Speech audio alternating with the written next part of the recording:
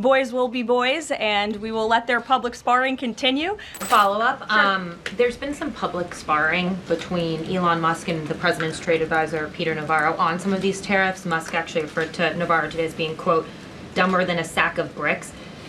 Are you at all, or is the administration, the president, at all concerned that this is maybe impacting the public's understanding of these tariffs? It might be messing with the message on it? No, look, these are obviously two individuals who have very different views on trade and on tariffs. Boys will be boys, and we will let their public sparring continue. And you guys should all be very grateful that we have the most transparent administration in history. And I think it also speaks to the president's willingness to hear from all sides, that he has people at the highest levels of this government in this White House who have very diverse opinions on very diverse issues, but the president takes all opinions in mind, and then he makes the best decision based on the best interests of the American public. Tiana.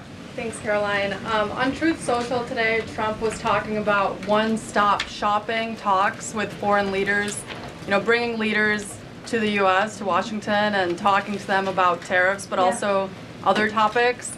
So is that part of his strategy to bring the leaders to Washington and trying to get deals, outside of tariffs on foreign policy issues as well? I think the president, again, is going to have a custom, tailor-made approach to each and every country. And if that means discussions of foreign aid, of our military presence in these countries, how those troops are paid for, come to the table, that could be part of the negotiation in these economic negotiations. But it's the president's economic team who will be leading these. These are tariff and trade negotiations. And yes, they will be one-stop shopping for each and every country. They will be, as the president said again, tailor-made, not off the rack to each and every country, based on America's needs. And can you confirm? How are you? Thank you. Good. Kara from Lindsay TV. So President Trump has designated Tren de Aragua as a foreign terrorist organization and deported its members while also moving to restrict Venezuela's oil exports.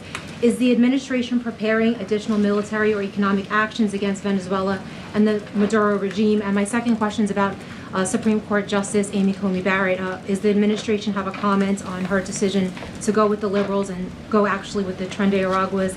This is the same justice that actually sided against January 6th hostages last year. So is the administration have a comment? Are they disappointed in Supreme Court Justice Amy Coney Barrett? To your first question, I don't have any actions to read out in terms of Venezuela. The president has imposed secondary tariffs on the Maduro regime and on Venezuela in the form of oil, which is obviously going to have a crippling effect on the Maduro regime, and that's the intended effect of this administration.